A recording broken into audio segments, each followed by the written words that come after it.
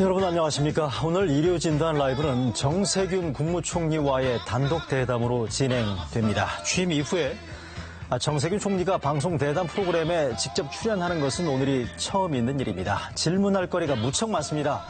코로나19 사태, 지금 우리가 과연 어디에 서 있는 건지, 앞으로 우리는 과연 어디로 가는 건지 궁금증과 답답함을 총리에게 직접 물어보고 시원하게 궁금증 풀어주기를 기대해 보겠습니다. 아울러서 정치, 경제, 안보 등 각종 현안들에 대한 입장도 오늘 확인해보는 시간을 갖도록 하겠습니다. 먼저 정세균 총리의 취임 직후부터 오늘까지를 저희가 영상으로 정리해 봤습니다.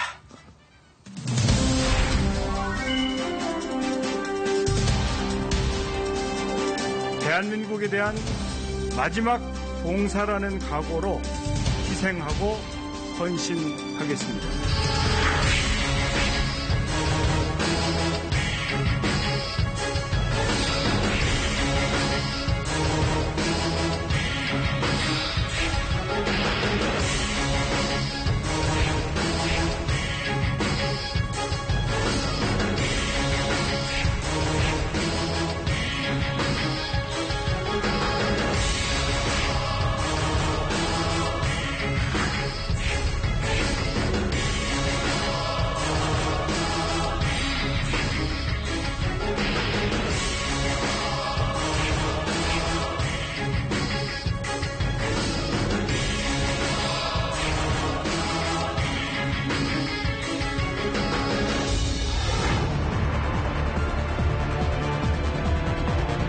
예전과 같은 일상으로는 상당 기간, 어쩌면 영원히 돌아갈 수 없을지도 모릅니다.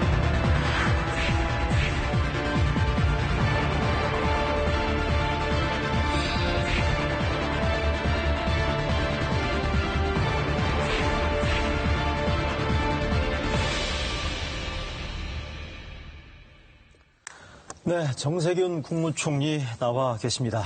안녕하십니까? 네, 안녕하십니까? 네.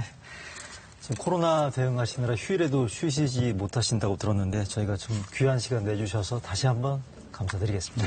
네. 1월 14일 취임하셨으니까 취임 넉 달이 막 지났어요. 그간의 뭐 총리직 수행 과정의 소회라고 할까요? 간단하게 좀 설명을 좀 부탁드릴까요? 아주 어려운 때 제가 중책을 맡았어요. 네. 그런데 국민들께 많이 배웠습니다. 국민들, 특히 의료진들의 헌신, 그리고 또 공직자들의 열정, 또 우리 국민들께서 현재 우리가 직면하고 있는 과제나 미래의 문제들을 위해서 함께 참여하고 협조해 주시는 이런 과정을 통해서 우리 대한민국은 미래가 있겠구나. 지금 여러 가지 어려움이 있지만 우리는 앞으로도 더 잘할 수 있다고 하는 그런 자신감을 국민들로부터 배웠다, 이렇게 말씀드리겠습니다. 넉 달간 느꼈던 소회 가운데 제일 큰 거는 국민들에게서 배울 수 있다는 자신감. 예. 네, 알겠습니다. 역시 근데 국민들, 시청자분들께서 정 총리에게 제일 인상 깊었던 걸로 아마 기억하는 장면이라고 하면 취임 이후에 있었던 대구로 내려가셨던 그 장면으로 보여질 것 같은데, 그때 2월 19일 날 내려가시지 않으셨습니까? 당시 정말 심각했었죠? 예. 네. 대구가 네. 이제 이렇게 가다가는 중국에서 있었던 우한 사태와 비슷한 상황이 올 수도 있는 거 아니냐 하는 위기감이 막 엄습해 오더라고요. 야, 이거 큰일 났구나. 만약에 우리가 제대로 관리를 하지 못해서 심각한 상황으로 치닫는다면, 그 당시 우한은 이 환자들이 다 집에서 사망하고 이런 상황 아니었습니까? 네. 완전히 도시가 봉쇄되고, 네. 이건 막아야 되겠다. 대한민국 국격이 땅에 떨어지는 것은 막아야 되겠는데, 그 책무는 누구한테 있느냐? 정부에 있다고 저는 생각을 했어요. 네. 사실은 주무장관은 복지부 장관인데, 복지부 장관은 위기 극복, 코로나와의 싸움에 일선에서 싸워야 되기 때문에 네. 그 당시만 해도 저는 조금 이선에 있다고 볼 수 있어서 제가 가서 몸으로라도 막아야 되겠다. 이제 그런 심정으로 대구에 내려갔죠. 자, 그러면 대구 내려가야 되겠다라는 결정, 판단은 어떤 청와대 요청이 있었습니까? 아니면 참모들의 뭐 강력한 뭐 권고나 이런 게 있었습니까? 뭐 그때는 제가 결정을 했습니다. 직접 결정하신 거군요. 예. 아마 그때 대구 상황이 상당히 심각해지기 시작했기 때문에 저한테 대구로 가시오라고 등 떠밀기가 쉽지 않았을 가능성이 있죠. 네네. 그래서 이제 제가 정치를 오래 하면서 어떻게 하는 것이 국민을 제대로 섬기는 거냐. 예. 또 국민들께서 어떤 생각을 가지고 계실까. 그래서 제 느낌은 내가 대구에 가서 현장에서 지휘도 하고 또 이 대구 시민들과 함께 하는 것이 네. 그게 제가 마땅히 있어야 할 자리다 하는 생각이 들어서 네. 그래서 제가 결단을 했죠. 독자적인 외로운 결단이었다는 그런 말씀이시네요. 그러면 지금 이게 코로나19 사태가 현재 진행형인 상태인데 이번 사태 대응에 오시면서 대처에 오시면서 가장 힘들었던 고비라고 하면 어느 때였습니까? 역시 2월 29일쯤입니다. 그때 전국적으로 하루에 네. 909명의 환자가 발생했어요. 확진자. 예, 네. 하루에. 그런데 병실은 없어요. 병실은.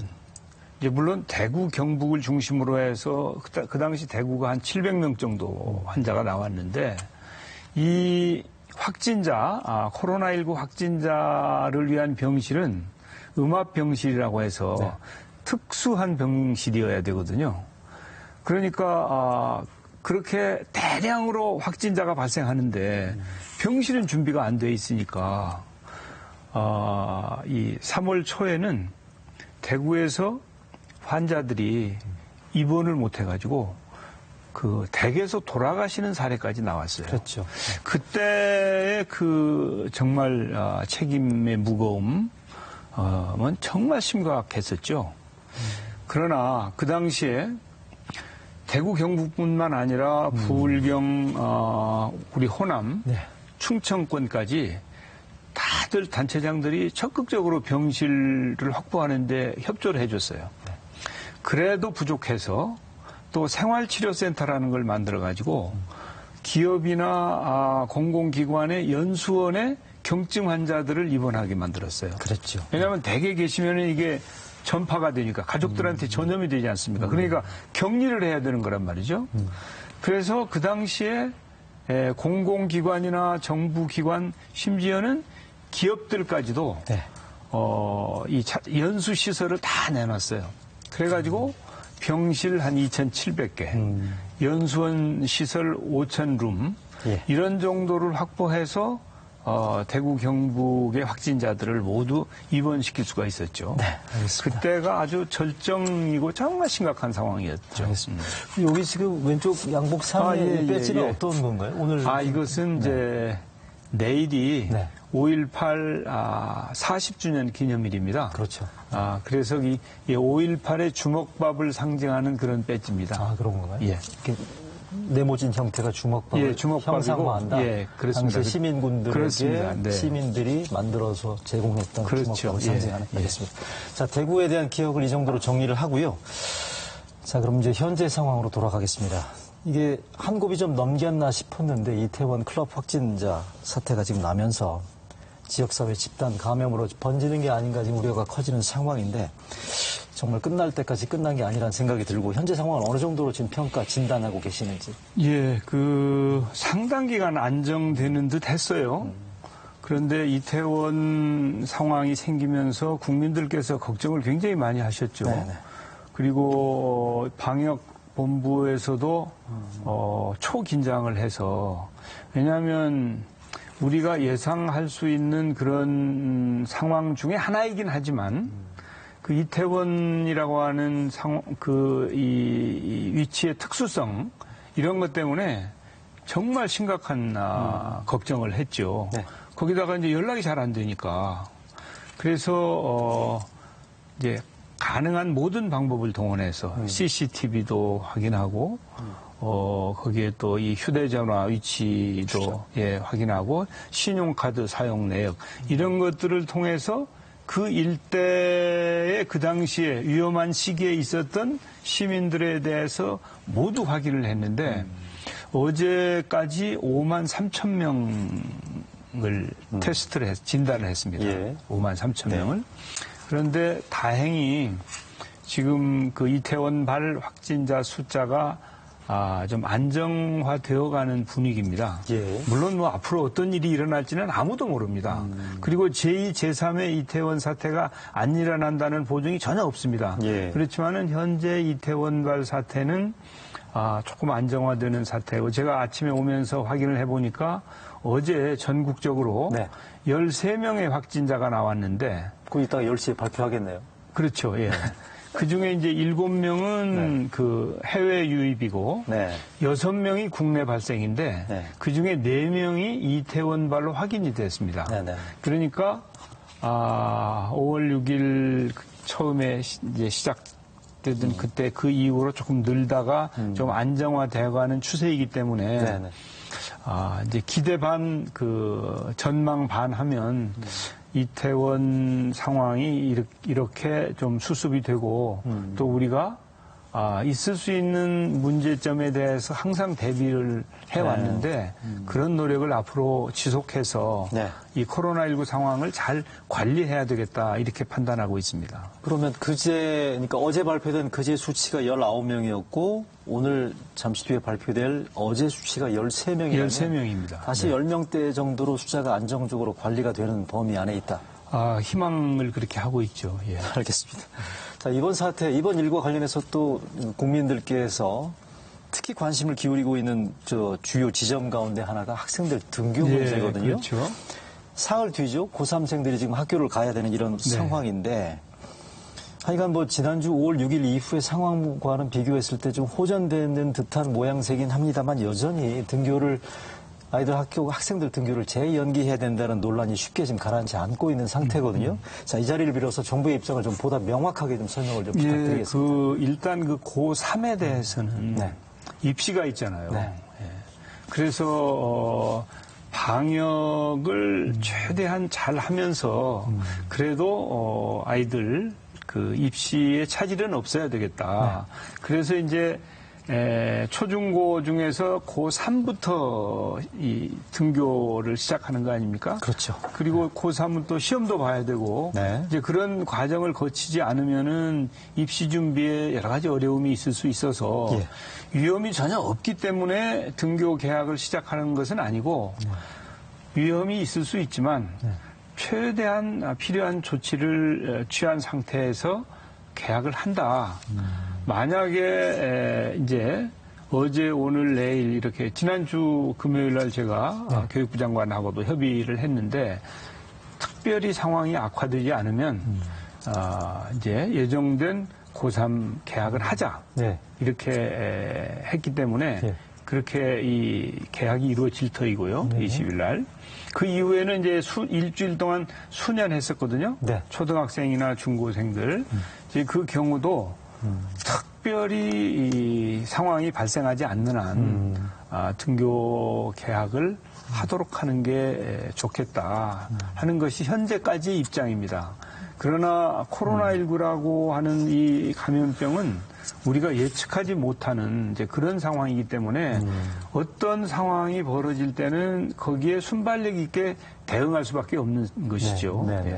특별히 상황이 악화되지 않은 면이라고 말씀하셨는데 결국 학생이나 교직원의 확진자 발생을 염두에 두고 말씀하시는 거겠죠? 예, 이제 전국적으로는 확진자 추이가 어떻게 되느냐, 또 학교에서의 이제 그 교사나 학생들 상황에서는 확진자가 어떻게 되느냐, 그리고 또 우리가 이 감염병을 잘 관리할 수 있는 시스템이 갖춰졌느냐, 그 바뀌냐, 이제 이런 것을 종합적으로 판단해서 결정을 할 일이죠. 그럼 요건 어떻습니까? 입시 일정, 그러니까 학생들 학력 평가 일정은 일부 조정이 됐어요. 뒤로 미뤄졌는데 수능 일정 부분들에 대해서는 다시 한번 재확인이 필요할 것 같습니다. 예, 원래보다 약간 조정을 해놨죠, 이미.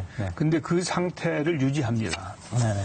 수능 시험 일정 부분들에 대해서는 변경 가능성은 없다. 변경이 없습니다. 그건 없다라고 보시면 될 것 같고요. 그러나 이제 뭐 그렇다고 막 가변적인 것은 아니고 일단 정하면 가능하면 그걸 지키되 특별히 돌발 상황이 나면 다시 검토할 수밖에 없다는 유보적인 그런 입장도 있는 것이죠. 아, 예, 알겠습니다. 현재 시점이라고 판단을 일단 유보했다고 그렇습니다. 이해를 예. 하고요. 이번 일이 지금 불거지면서 여론들에서 주목되는 지점 가운데 하나가 생활 방역으로 5월 6일, 예. 6일로 전환한 시점이 과연 적절했느냐, 예. 좀 이르지 않았느냐에 대한 논란이 분분하거든요. 이 그렇죠. 부분들에 대해서 당시 판단은 옳았다고 보십니까? 어떻게 보십니까? 이제 앞으로 더 지나봐야 제대로 평가를 할 수 있겠죠. 네. 아직도 지금 이제 이태원 상황이 진행되는 상태이기 때문에 네. 단정적으로 말씀드리기는 어려운데 이제 우리가 그 생활 방역으로 전환하기 이전에 한 3주 정도 10명 내외로 아주 안정화된 상태가 유지되었거든요. 네. 그런 때는 이제 우리가 방역을 우선으로 하지만 예. 경제도 함께 생각하지 않으면 안 될 시점입니다. 그때가. 네네네. 그렇기 때문에 이제는 생활 속 거리두기로 이행을 했는데 네네. 현재까지 상태로 보면 네. 그래도 그때쯤은 생활 속 거리두기로 이행하는 것이 적절했다 이렇게 판단합니다. 네. 왜냐하면 경제를 계속 희생시킬 수는 없거든요. 이게 경제 우선은 절대 아닙니다. 방역 우선입니다. 그렇지만 우리가 국가 전체적인 입장에서 보면 민생과 경제도 네. 감안하지 않을 수 없다. 네. 그런 차원에서 보면 그 시점에서 그런 네. 판단을 했던 것은 논란의 소지는 있지만 적절하지 않았나 저는 그렇게 사후에 평가를 합니다. 알겠습니다.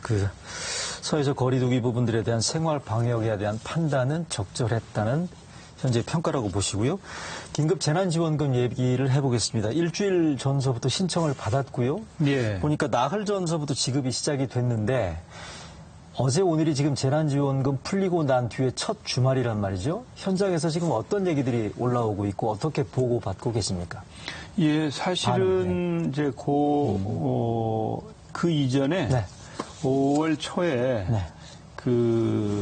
이제 기초생활보호 대상자를 비롯해서 네. 한 300만 명 정도에 대해서는 현금으로 구좌로 입금을 먼저 시켰습니다. 그랬죠. 그리고 이제 지금은 이제 아주 생활이 어렵지 않은 분들의 경우에는 신용카드나 지역사랑 상품권 이런 것으로 지급을 하고 있는데 또 그 이전에 자치단체가 지원한 것도 있고 네네. 또 정부가 취약계층에 대해서 이 상품권을 지급한 것도 있습니다. 그렇죠. 네. 그런데 최근에 말씀을 들으면 이제 이런 재난과 관련돼서 지급된 상품권이나 지원금이 예. 실질적으로 지역 경제 활성화에 기여를 하고 있다. 아하. 네. 이제 소비가 좀 늘어나고 있다. 네. 그래서 이제 원래 그 지원금은 두 가지 목적 아닙니까? 생활에 도움을 주는 것과 네. 소비를 진작하는 것. 예. 그래서 당연히 우리가 정부 국민 세금을 들여서 정부 예산을 지원했기 때문에 성과가 있겠죠. 네. 그런데 이제 그 성과가 우리가 기대하는 것처럼 클 거냐 아니면 좀 부족할 거냐는 사후에 평가할 일이지만 현재까지만 보아서는 네. 소비 진작에도 기여를 하고 네. 민생에 어려운 국민들께서 네. 국가가 이렇게 어려울 때 우리에게 도움이 될 수도 있구나. 그런 안도감이라고 할까? 이제 그런 정서적인 도움은 되는 것으로 이렇게 평가하고 있습니다. 그러면 그걸 받아서 쓰는 분들도 또 그다음에 그걸 받아서 영업을 하는 자영업자나 소상공인들의 반응도 현재까지는 대단히 긍정적이라고 그렇습니다. 보고받고 계시다. 예. 자, 그런데 긴급 재난지원금과 관련해서 지금 벌어지고 있는 일종의 논란 가운데 하나가 대통령도 그랬습니다만 총리도 말씀하셨고요. 정부 여당, 공공기관 등에서 지금 재난지원금 기부를 독려하기도 하고 그런 분위기가 형성되고 있는데 기부에 대한 반대쪽에서는 혹시 이게 사회적인 압박감을 좀 이게 주는 거 아니냐라는 그런 식의 반론도 있는 것 같고요. 최문순 경기지사 같은 경우에는 어제 그제 이틀 연속으로 이런 얘기를 했어요. 보면 이거를 기부를 자꾸 하게 되면 국고에 환수돼서 소비 진작은 안 된다. 그러니까 받아서 써야 된다라는 얘기를 하고 있거든요. 자, 기부에 대해서 이런 동료에 대한 분위기, 논란 어떻게 보십니까? 어떻게 봐야 됩니까? 그 이거? 기부를 사실은 독려를 안 하고 있죠. 네. 그냥 국민들께서 네. 알아서 판단하시도록 하고 있는 것이지 네. 전혀 기부를 독려하고 있지는 않습니다. 직접 동료는 아니다. 예. 뭐 그리고 간접적으로도 옆구리 찌르는 일도 안 합니다. 그래서 기부는 국민들께서 정말 판단하셔서 이번에 내가 기부해야 되겠다고 하면 하시는 것이고 그렇지 않으면 안 하시도록 이렇게 하고 있는데 네. 제가 그 황희정승 같은 답변을 하면 네. 기부를 해주시면 그 기부된 돈은 일자리를 만드는 데 쓰도록 되어 있는 겁니다. 네. 예, 그냥 국고에 규속 만드는 게 아니고 지금 우리 사회의 가장 심각한 문제가 일자리 문제 아닙니까? 네. 그 예산은 주머니를 따로 만들어서 네. 일자리 창출에 노동부가 관리하도록 되어 있어요. 예. 그래서 기부를 해주셔도 감사하고 또 그 돈을 기부를 안 하시고 이 지역사회에서 소비를 해주시면 소비가 부족해서 고통을 겪고 있는 소상공인들에게 도움이 되는 것이죠. 네네. 그러니까 이 길로 가든 저 길로 가든 네. 다 괜찮으니까 네. 국민들께서 판단하셔서 네. 이렇게 해주시면 될 일이라고 봅니다. 기부를 하든 소비를 하든 다 예. 어느 쪽 다 양면적으로 긍정적인 효과가 있다는 그렇습니다. 말씀이시고요. 예. 방금 기부를 하면 일자리를 창출하는 데 도움이 되는 쪽으로 쓰일 거다라고 말씀하셨는데 예. 3차 추경이 일자리 추경이라고 지금 정부에서는 얘기하고 있지 않습니까? 예, 지금 그렇습니다. 어떻게 준비되고 있습니까? 예, 지금 이제 각 부에서 일자리를 어떻게 하면 더 만들 수 있는지 네. 그리고 또 코로나 이후에 비대면 산업이 많이 활성화될 텐데 예. 그런 쪽에는 우리가 어떤 준비를 해야 될 것인지 또 과거의 전통 산업 중에서 네. SOC를 디지털화 한다든지 예. 그런 부분이 없는지 이렇게 사업을 지금 챙기고 있습니다. 예. 그래서 1차, 2차 추경이 신속성에 무게를 두었다면 3차 추경은 정확성 네. 와 합리성의 무게를 두어서 준비를 열심히 지금 하고 있습니다. 네. 이제 21대 국회가 개원이 되어야 추경안을 국회에 제출을 할 수 있거든요. 네. 그래서 충분한 시간을 가지고 준비를 하고 있는데 네. 이제 그게 아마 그 개원되는 시점과 맞추어서 그 정부에서 국회로 보내게 될 겁니다. 네네. 근데 지금 얘기 나오는 보도 등등을 보면 30조 원 규모라는 얘기도 있고 적자구체 발행이 불가피하다는 얘기도 있는 상황인데 1, 2차 추경에 24조 원이 들어갔지 않습니까? 예. 결국 이 부분들에 대해서는 재정 건전성을 걱정하지 않을 수가 없습니다. 여기에 그렇죠. 대해서 총리께서 이 부분 입장을 좀 설명해 예, 주신다면. 규모는 아직 확정되지는 않았습니다만은 1, 2차 추경보다 더 클 수밖에 없지 않느냐는 것이고요. 네. 재원에 대해서는 이제 국채 발행이 불가피합니다. 네. 그렇지만 국채만 의존하지는 않고 현재 금년도 예산이 확정된 게 있지 않습니까? 네. 그중에 일부는 1차, 2차 그 추경을 하면서 네. 그 재원으로 활용을 했어요. 아, 그렇군요. 예, 그러나 이번 3차 추경을 하면서 추가적인 재원을 지금 마련하고 있습니다. 다시 말해서 코로나19 사태 때문에 집행이 안 되는 예산도 있고요. 또 경우에 따라서는 금년도에 집행을 하지 않고 내년으로 미뤄도 괜찮은 사업. 네.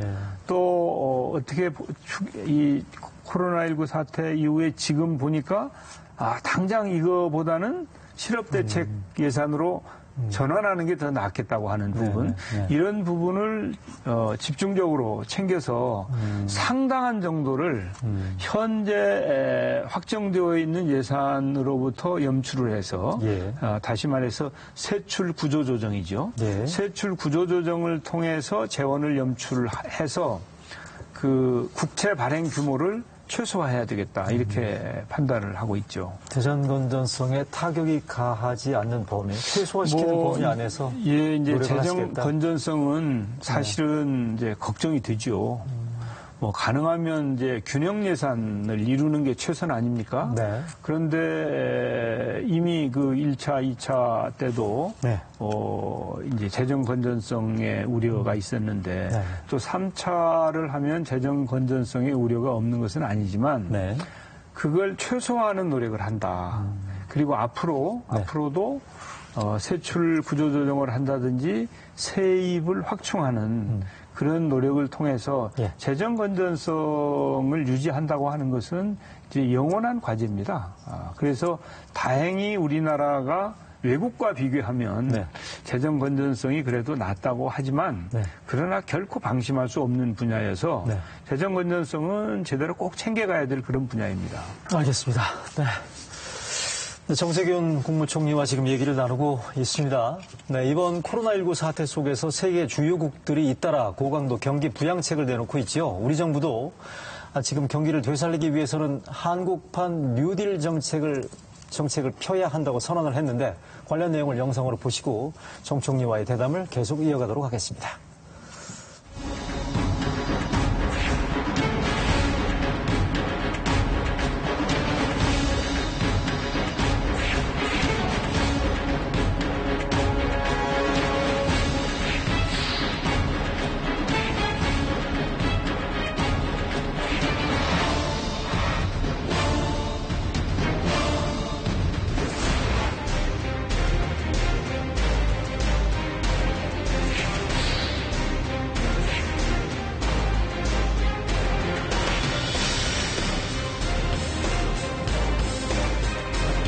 긴급 고용 일자리 대책이 가장 시급합니다.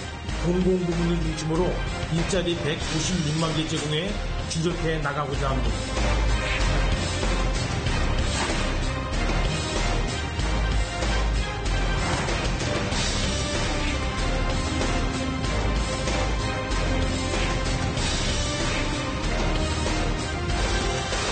코로나19로 인한 우리 경제 어려움은 쉽게 해소되지 않을 것으로 생각됩니다. 저는 이를 타개하기 위한 포스트 코로나의 핵심 과제로 기대 혁신을 최우선적으로 강조하고 싶습니다.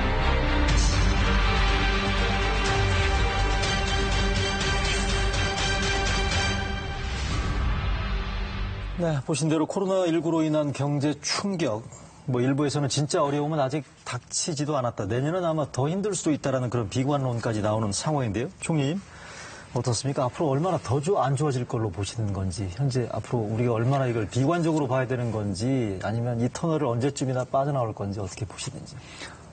심각하게 보고 있죠. 이제 그야말로 우리만의 문제가 아니고 네. 세계가 함께 겪고 있는 문제거든요. 그렇죠. 그리고 이것을 극복하는 데 있어서도 우리 대한민국이 방역에 성공했다고 해서 네. 이 문제가 끝나는 게 아닙니다. 왜냐하면 우리 대한민국 경제라고 하는 것은 국내 소비나 투자에 의존하는 것보다 수출에 의존하는 게 훨씬 더 크거든요. 네. 그럼 수출을 외국에다 하지 않습니까? 그래서 지금 자동차 수출이 급격하게 줄었는데 네. 외국에서 자동차 판매가 안 되고 있잖아요. 완전히 문을 닫고 있으니까. 그래서 국내의 자동차 야드에 자동차가 꽉 차서 생산을 조절해야 될 정도의 상황인 것이죠. 그래서 지금 상황은 정말 심각하다. 그리고 우리만 해결된다고 해서 해결되는 문제가 아니기 때문에 그 심각성이 더 큽니다. 그래서 어떤 분들은 이제 V자로 이게 해소가 될 것이다. 반등할 수도 있다. 예. 어떤 분들은 U자로 간다. 그러니까 악화되었다가 좀 상태가 유지되다가 다시 반등한다.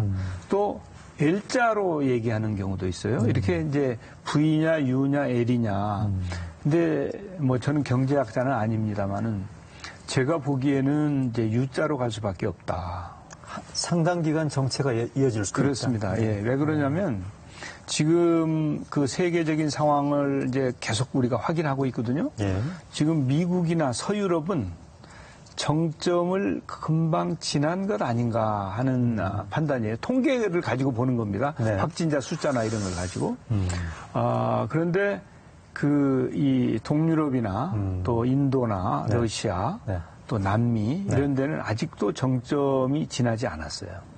그러니까 우리는 해외 시장이 안정이 돼야 그래야 수출을 해서 경제가 활성화가 되는데 지금 1, 4분기까지는 그래도 수출이 어느 정도 괜찮았었는데 4월, 5월 지금 굉장히 심각하거든요. 네. 그것은 외국 사정 때문에 그렇습니다. 우리 사정 때문에 그런 것이 아니고 예. 지금 이 산업 생산이 제대로 다 이루어지고 있는 나라는 제조업 강국 중에서는 우리나라밖에 없거든요. 그래서 외국이 물건을 받을 수 있는 상황만 되면 우리는 수출할 여력이 있는데 네. 외국이 샷다운을 하고 있기 때문에 이제 안 되는 상황이어서 그래서 이렇게 급격하게 악화됐다가 이게 좀 이 좋지 않은 상태가 유지되다가 네네. 외국에서의 상황이 호전되면 바로 우리는 올라갈 수 있는 거 아니냐. 물론 이것은 이제 희망까지 섞여서 하는 말씀입니다. 어떤 분들은 비관적으로 이게 팬데믹이고 네. 또 치료제나 코로나19에 대한 치료제나 백신이 나오기 전까지는 이건 계속 이 코로나 상황이 지속되기 때문에 앞으로 L자로 오랫동안 이 좋지 않은 상태가 지속될 거다 이렇게 전망하는 분들도 계신데 네네. 이제 그렇게 되면 정말 우리 그러네요. 길이 안 열리죠. 그래서 희망사항 그리고 또 우리가 V자는 안 되더라도 U자형으로 경제가 회복될 수 있도록 네. 다양한 노력을 다 해야 되는 것이죠. 국내적인 노력 그리고 국제적인 협력 노력 이런 것을 포함해서 네. 전체적으로 그렇게 U자는 꼭 이루어지도록 그리고 U자의 이 바닥이 가능하면 짧을수록 좋죠. 좁히는. 예, 그런 노력을 단축시키는 할 것입니다. 예. 알겠습니다. 그러기 위해서 지금 정부가 내놓은 게 한국판 뉴딜 정책 아니겠어요? 예. 뭐 말씀하신 것처럼 모두에도 잠깐 언급이 있었습니다만 그 디지털 말씀하셨고요. 비대면 산업에 대한 정책을 육성하겠다고 말씀하셨는데 최근에 논란이 되고 있는 것 가운데 하나가 비대면 진료를 엊그제도 총리께서도 또 말씀하셨네요. 예, 예. 확대하시겠다고 공개 천명을 하셨는데 이거 지금 구체적으로 어떤 계획을 갖고 계시는지. 사실은 그 문제는 이제 의료법도 개정이 되어야 되고 네. 그 사회적인 합의가 필요합니다. 네. 현재는 그 한시적으로 그 비대면 의료를 허용을 하고 있죠. 네. 그리고 또 강원도 같은 경우에서 시범 사업도 하고 있는데 사실은 우리가 이 비대면 의료는 시범 사업을 오랫동안 했어요. 그런데 네. 아직 사회적인 합의에 이르지 못해서 제한적으로 하고 있는데 네.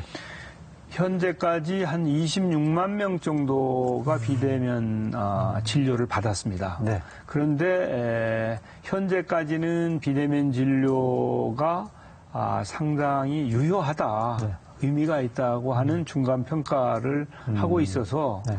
이 문제는 이제 앞으로 네. 이 국회에서도 논의를 해야 되고 또 국민들의 의견도 들어야 되고 또 의료계와도 협의를 해야 되죠. 그렇죠. 예, 이런 과정을 통해서 그 원만하게 이 문제가 시작이 될 수 있도록 해야 되는데. 예. 근데 이제 결국은 이제 의료적인 차원에서 우리가 얘기를 하는 것입니다. 예. 이 코로나19 사태 같은 경우에 환자가 의사를 직접 대하면 환자도 불안하고 의료진도 불안하지 않습니까? 네. 경산에서 어떤 문제가 있었냐면은 그 2월 말, 3월 말인데요. 예. 거기에 의사 한 분께서 확진자 2사람을 진료를 했어요. 네. 그런데 그 원장님이 감염이 돼가지고 그래가지고 결국 돌아가셨습니다. 그렇죠. 예, 그래서 참 안타까웠는데 그분이 특히 꼼꼼하게 이 환자를 보는 그런 원장님이셨는데 예. 그런데 그때 그런 대면 진료를 하지 않고 전화로 진료를 했더라면? 하거나 그렇죠. 예. 또 이렇게 그 휴대폰이나 다른 이제 ICT 예. 기기를 통해서 했다면 이제 그런 불상사가 없었을 터이거든요. 예. 그래서 이 문제는 앞으로 그 충분한 협의와 네. 또 필요한 준비를 통해서 네. 아주 잘 만들어 나가는 게 필요하다고 생각합니다. 여튼 이 문제에 대해서는 의사협회의 오해나 반발, 그러니까 뭐 원격 의료의 전 단계가 아니냐 이런 부분들에 대한 오해나 반발을 거중 조정하는 역할이 총리에게 주어졌다라고 볼 수 있을 것 같아요. 예, 저도 이제 일단은 그 보건복지부에서 중심으로 하겠습니다만은 네네. 저도 적극 협력할 생각이고요. 네네. 결국은 국민의 건강과 국민의 진료도 그 좋은 방향으로 가면서 예, 예. 또 동네 의원을 비롯해서 우리 의료진도 그것 때문에 소외된다든지 그렇죠. 너무 어려운 상황을 맞는 것은 바람직하지 않죠. 그래서 그런 문제는 제가 이렇게 들여다보니까 해결책이 있습니다. 네. 예, 그래서 그 해결책을 네. 서로 잘 의논해서 이제 원만하게 나가는 게 바람직하다고 봅니다. 그러니까 의료계의 오해를 불식시킬 수 있는 그렇습니다. 나름의 방안이 있으시다는 예, 뜻으로 그리고 이제 되고요. 정책 개발을 통해서 네. 의료계가 우려하고 있는 상황이 이게 기후였다 예. 하는 것을 보여드리면 될 거 아닙니까? 알겠습니다. 그것은 행정의 책임이다라고 저는 생각합니다. 네, 다음으로 최근에 현안 질문 하나 더 드려볼까 하는데요. 종부세 하나 제가 질문을 예. 드려보겠습니다. 최근에 총리께서 종부세 완화 입장을 기자 인터뷰에서 얘기를 하신 게 있어요. 종부세 부과 기준을 상향한달지 1가구 1주택자에 대해서 조정이 가능하다라고 말씀하셨는데 그런데 보니까 그제 기재부 차관이 이렇게 얘기를 했어요. 종부세법 개정이 필요하고 국회에다가 후속 입법은 당초한 대로 다시 발의를 하겠다라고 얘기를 했단 말이죠. 예. 요거는 종부세를 완화할 뜻이 기재부는 없다는 얘기인데 누구 말이 맞는 겁니까? 총리께서 예, 말씀하신 거에 대해서 기재부가 반기를 든 거는 아닌 것 같고. 예, 뭐 그건 아니고 네. 그 이제 종부세를 네. 제가 완화하겠다고 하는 것은 아니고 네네. 제가 이제 제가 그 대화한 내용을 잘 보시면 이 종부세는 그 원칙이 유지돼야 된다. 어떤 경우에도 종부세를 무력화해서는 안 된다. 하고 하는 확고한 입장을 말씀드렸는데 네. 이제 필요하다면 1가구 1주택자에 대해서는 우리 국민의 정서도 그렇고 네. 지금까지의 정책도 네. 특별히 대우한다고 할까 이제 감안하는 네. 배려하는 이제 네네. 그런 정책을 취해 왔거든요. 네네. 그래서 이제 만약에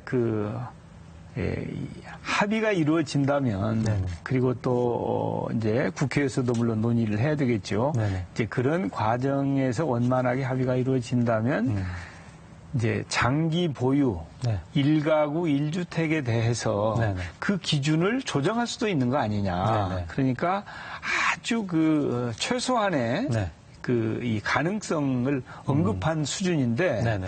아마 그 종부세가 국민적인 관심이 큰 그럼요. 부분이기도 하고 하다 네. 보니까 이게 이제 논란이 많이 든 것 같습니다. 네네. 그런데 지금까지 그 정부가 당과 이 문제에 대해서 깊이 얘기한 적은 없고 네. 지난 선거 과정에서 당에 책임 있는 분들이 이 문제에 대해서 말씀하신 것은 있죠. 그랬어요. 이제 네. 그런 것들이 제 얘기하고 일맥상통합니다. 네네. 그래서 이제 그런 수준인데 앞으로 이 문제는 이제 당 정이 네. 긴밀하게 의논을 해서 네네. 정책화돼야 되는 것인데 네네. 지금 현재 상황은 정책화 이전에 정치 쪽이나 또 제가 네. 개인적인 소견을 피력한 그런 것이 조금 이렇게 확대 재생산된 측면이 있기 때문에 네네. 좀 두고 보셔야 될 사안입니다. 그러니까 기재부는 원론적인 입장을 표시를 한 거고 이 예. 문제에 대해서는 말씀하신 것처럼 1주택자에 대한 장기 보유 1주택자에 대한 종부세 완화론은 예. 정치권에서 나오긴 했습니다만 추후 논의할 필요성이 있다. 예, 그걸 이제 종부세 완화라고 하면은 네. 막 그 종부세 그 기본을 흔드는 것처럼 보여질 수 있기 때문에 네네. 종부세 이제 과세 기준을 조정할 수도 있다. 네네. 이제 그런 정도의 미세한 네네. 그런 것을 한번 생각해보는 수준인데 네네. 너무 좀 성급하게 네. 이 이슈가 좀 너무 부각된 그런 측면이 있습니다. 알겠습니다. 추후 논의 과정을 좀 지켜봐야 그렇습니다. 되겠네요. 예, 예. 남북관계 얘기 좀 들어보겠습니다. 문 대통령이 지난주 3주년 연설에서 북미 관계만 바라보지 않고 남북 간에 할 일은 해야 한다라고 얘기를 했단 말이죠. 예. 현재 남북 간의 접촉이 이루어지는 게 있습니까? 아니면 소통은 좀 지금 완전히 끊어진 건 아닌 거죠? 아, 그렇죠. 네. 이제, 그러나, 이제, 우리 정부나 대통령께서 네. 말씀하시는 내용에 대해서, 네. 북한의 호응이 기대에 못 미치는 상태입니다, 현재. 네. 그래서 최소한의 소통은 이루어지고 있지만, 네. 활발하게 소통이 이루어지지 않고 있고, 네. 또 우리 정부나 대통령의 그런 그 제안에 대해서 북한이 너무 소극적으로 대응하고 있는 상황인데 네. 이제 다시 옛날로 돌아가서는 안 되지 않겠습니까? 네. 네. 다시 긴장 상태가 조성된다면 코로나19 때문에도 어려움을 겪고 있는 우리가 네. 또 이 핵 문제나 남북 문제 때문에 상황이 악화된다면 네. 이제 경제를 비롯한 국정 전반에 걸친 부담이 너무 커진단 말이죠. 그래서 남북 문제는 잘 관리를 해나가야 되는데 네. 사실은 이제 그간에는 북미 관계가 중심이었고 또 유엔 제재는 유지되는 상태 아닙니까? 그러나 우리는 이제 인도적인 문제라든지 예. 특히 이산가족 상봉 문제라든지 네. 또 방역에 대한 협력이라든지 우리가 할 수 있는 그런 분야를 어떻게든지 찾아내서 남북 관계가 잘 관리될 수 있도록 노력을 하는 것이 우리 국가 이익에 합치한다고 저는 봅니다. 그래서 그런 노력을 대통령께서 하시는 것이나 네. 또 통일부를 비롯한 외교부 이 정부 차원에서 그런 노력을 하는 것이 맞다. 네. 그렇게 생각하고 사실은 아직은 성과를 내고 있지 못하지만 그런 노력을 하고 있습니다. 알겠습니다. 한일 관계는 어떻습니까? 그 일본의 수출 규제 이후에 지소미아 종료를 우리가 유예하면서 나름대로 좀 풀리나 싶었는데도 여전히 지금 돌파구가 안 보이거든요. 예. 하반기를 전후해서 어떻게 한일 관계 개선 조짐이나 가능성 어떻게 엿보인다고 볼 수 있을까요? 우리 정부가 지난주에 이제 5월 말까지는 네. 일본 정부가 우리가 취한 조치에 대해서 답할 차례다라고 그렇죠. 이렇게 공식적으로 천명을 했습니다. 네. 일본 정부가 과거에 화이트리스트에서 우리를 제외한다든지 그 반도체 관련 부품 소재 수출을 제한했다든지 이런 부분에 대해서 사실은 일본 정부의 주장이 꼭 온당한 것은 아니지만 그러나 우리로서는 할 수 있는 필요한 조치를 다 했는데 네. 아직 거기에 대해서 일본이 적절한 조치를 하지 않고 있기 때문에 네. 만약에 일본이 필요한 조치를 지금 앞으로도 하지 않는다면 한국 정부로서는 또 다른 길을 갈 수밖에 없다. 이렇게 공식적으로 일본 정부에 이 천명을 했고 네. 일본 정부는 거기에 대해서 좀 협의하자. 네. 이렇게 나오고 있는 상태이죠. 네. 그래서 제가 보기에는 경제 협력을 비롯해서 외교적인 협력 이런 부분에 대해서는 일본과 협력 관계를 만들어 가는 것이 바람직하다고 보고 있습니다. 네. 그래서 이제 과거사 문제는 뭐 당장 해결이 안 되는 문제니까 네. 우리가 입장을 그대로 견지하면서 네. 가더라도 네네. 이 경제 문제를 비롯해서 지소미아라든지 또 이런 문제는 좀 정상화하는 노력이 네. 필요하다고 보는데 네. 이제 그러나 우리도 우리의 위신이랄까 이런 것을 지켜가면서 지금 하고 있는 것이죠. 알겠습니다. 한미 관계 하나 질문 좀 드려볼까 하는데 최근에 화두는 역시 방위비 협상이라고 할 수 있을 예. 것 같아요. 결렬은 아닌 것 같고 협상이 계속 진행되고 있다고 들었는데 미국이 지금 과도한 요구를 우리 쪽에게 계속 굽히지 않고 있다라고 얘기를 하는데 조만간 어떻게 타결될 것 같습니까? 어떻습니까? 예측하기가 쉽지 않아요. 그래요? 왜냐하면 사실은 이제 작년에도 원래는 5년짜리를 해야 되는 거 아닙니까? 그렇죠. 그 미국이 너무 무리한 주장을 해서 네. 그냥 1년짜리를 했고 그래서 또 이제 협상이 지금 진행 중인데 네. 원래는 이제 금년도 방위비 협상은 작년 말에 끝났어야 되는데 아직까지도 지속되고 그렇죠. 있단 말이죠. 그리고 최근에는 이제 실무 레벨에서는 이제 공감대가 만들어졌는데 그게 트럼프 대통령이 그 승인을 하지 않아서 이게 그렇죠. 결말을 보지 못한 상태가 지속되고 있는 거거든요. 네네. 그런데 그 이후에 지금 미국 측이 얘기하고 있는 1년짜리로 하면서 상당한 증액을 하자고 하는 것은 우리 정부로서는 수용하기 어렵습니다. 네네. 그렇기 때문에 지속적으로 그 미국과 방위비 협상은 추진을 해서 네.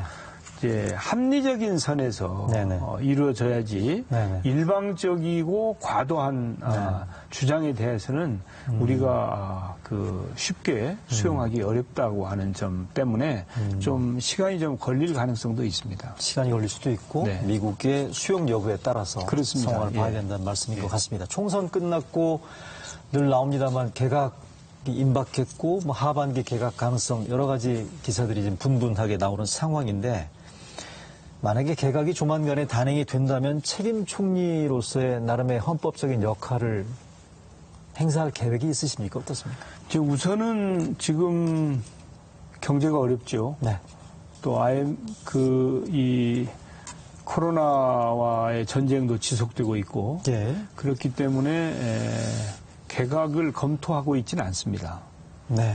그래서 사실은 뭐 개각 얘기를 하는 것은 좀 시기상조가 아닌가 싶고요. 네네. 저는 항상 협치는 필요하다라고 하는 생각을 가지고 있는 사람이고요. 네네. 또 대통령께서도 금년 1월 초에 이 시정연설에서 그런 말씀을 하셨죠. 예. 그런데 뭐 원래 우리 헌법에 보면 그 강요에 대한 인사권은 대통령께 있기 때문에 네.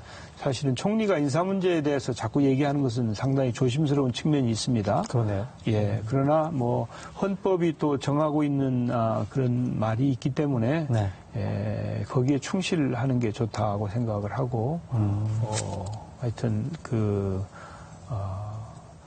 이제 문재인 정부 남은 2년 동안 네.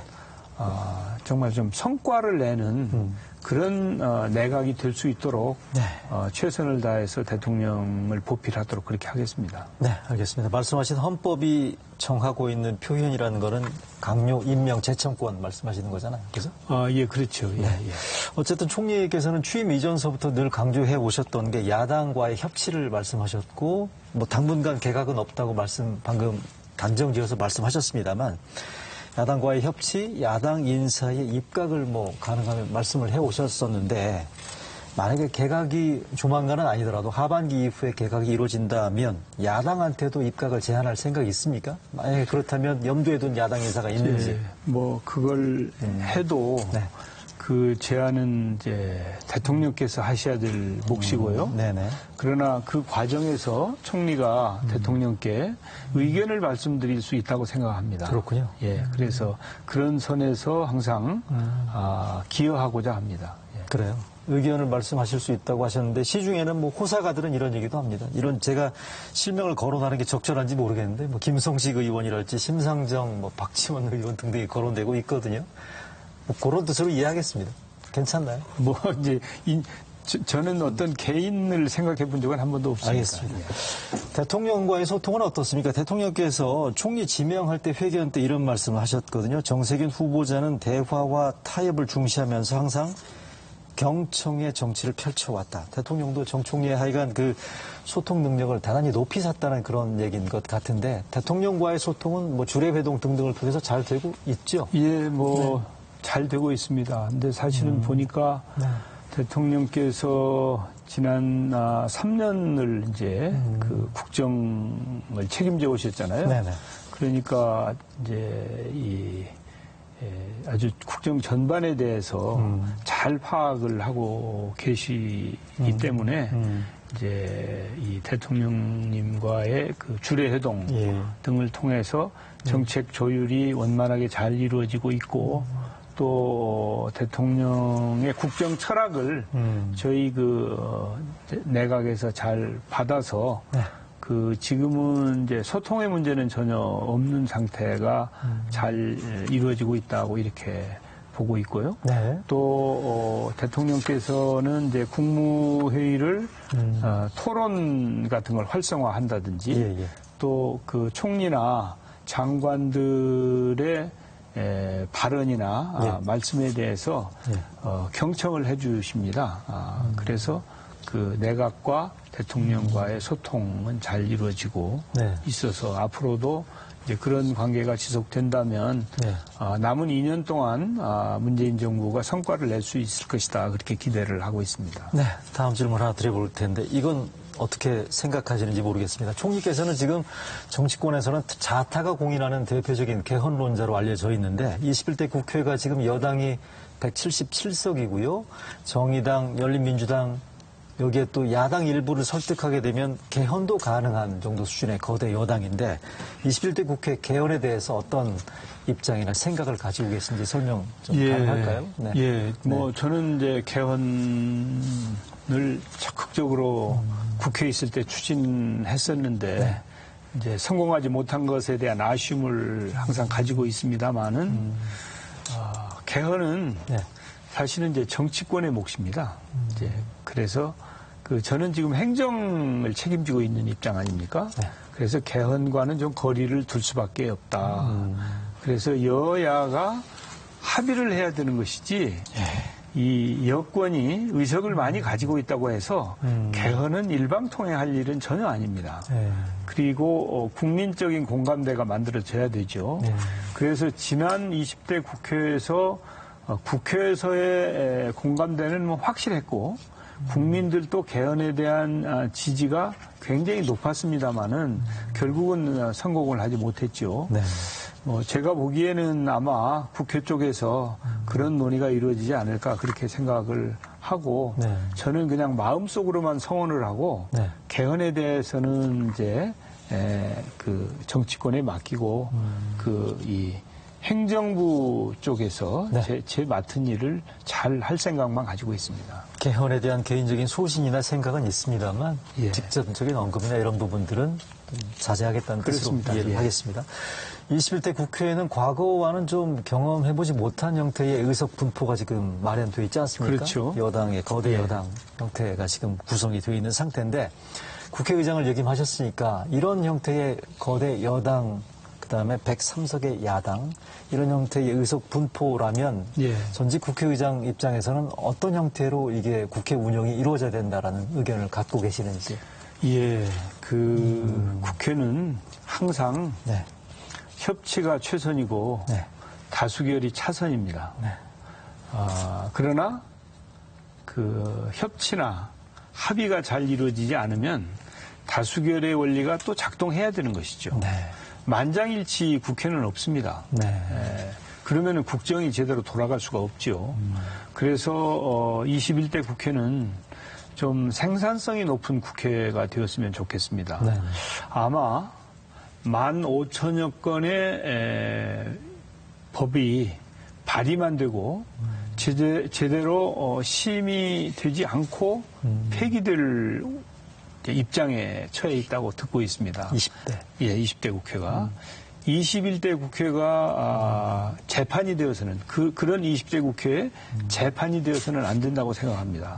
법안이 발의되면 제때 심의가 되고 가부간에 폐기가 되든지 통과가 되든지 해야 된다고 보고요. 21대 국회는 정말 그 정쟁보다는 여야 협치를 통해서 바람직한 국회의 모습을 국민들에게 보여주기를 바라고 또 여야만 협치를 하는 것이 아니고 국회와 정부의 협치가 저는 필요하다고 봅니다. 지난번에 그 재난지원금을 결정한 2차 추경이 예. 국회와 정부의 협치의 대표적인 사례로 저는 보고 있습니다. 네. 앞으로도 국회와 정부의 협치를 통해서 예.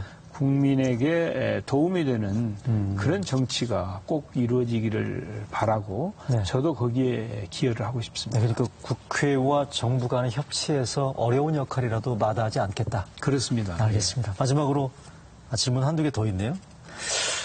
자, 정세균 총리께서는 국회의원 해보셨고요.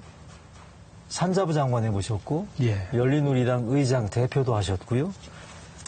국회의장, 이제 총리까지 했습니다. 남은 공직 하나 남았습니다. 뭐 대선 출마 가능성에 대해서 여러 가지 얘기들이 나오고 있습니다만 이런 경우에 뭐라고 답하시겠습니까?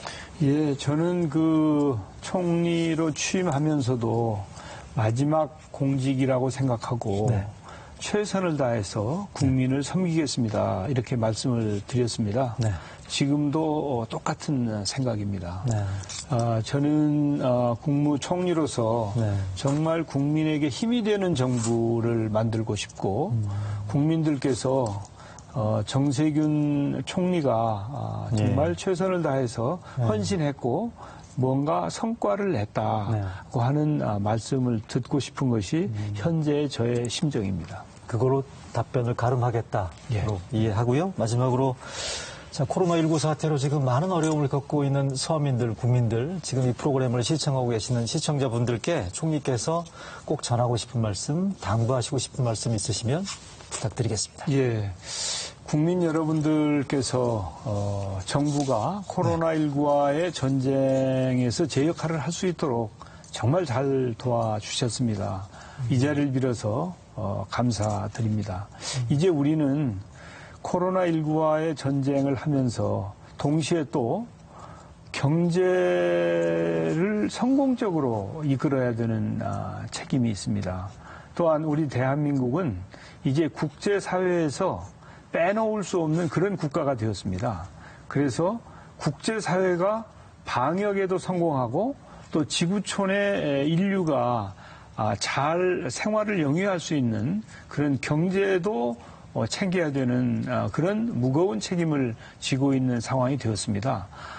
우리 정부가 그런 역할을 잘 할 수 있도록 지금까지 그래 주셨던 것처럼 국민 여러분들께서 앞으로도 잘 함께 해주시고 참여해 주시고 또 정부가 제 역할을 하지 못할 때는 질책도 마다하지 말아 주시기를 당부드리고 싶습니다.